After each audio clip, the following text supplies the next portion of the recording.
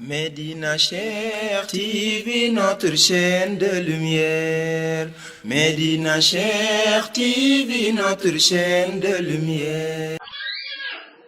wa tabarakallahu jamono ju nekk rek ñuy dellu si ci li yàlla wax yonent bi sallallahu alayhi wa sallam te mu mel ni xeetu yonent bi war nañ ci jéem a jëriñ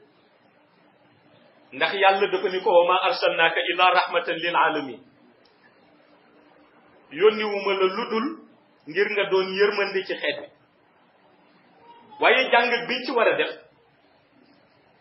mooy yonent bi sallallahu alayhi wa sallam doon na jëmmi yërmande ba noppi pour xeetam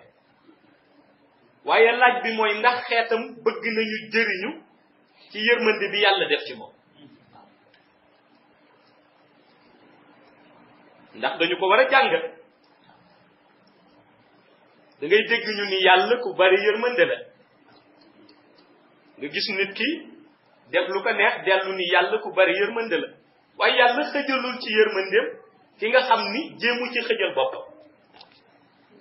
moo tax bu waxee yonent bi itam ni yónni na ko ngir mu doon yërmande ci xeet wi aussi foog ñu xool ban stratégie la ñuy adopté pour mën jëriñu ci yërmande bi yàlla def ci yonent bi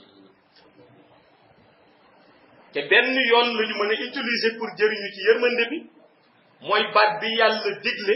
ci yaa ayyuha allazina amanu sallu alayhi wa sallimu taslim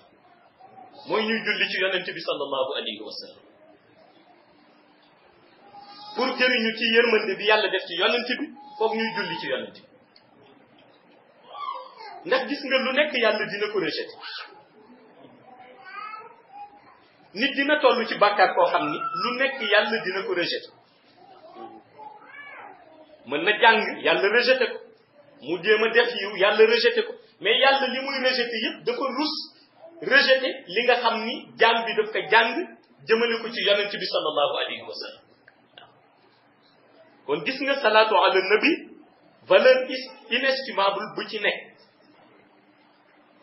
li nit ki jàng jëme ko ci yonent bi yàlla ni bu doon rejeté du rejeté lool parce que loolu pour yonent bi la te moom yonent bi la ñu ruse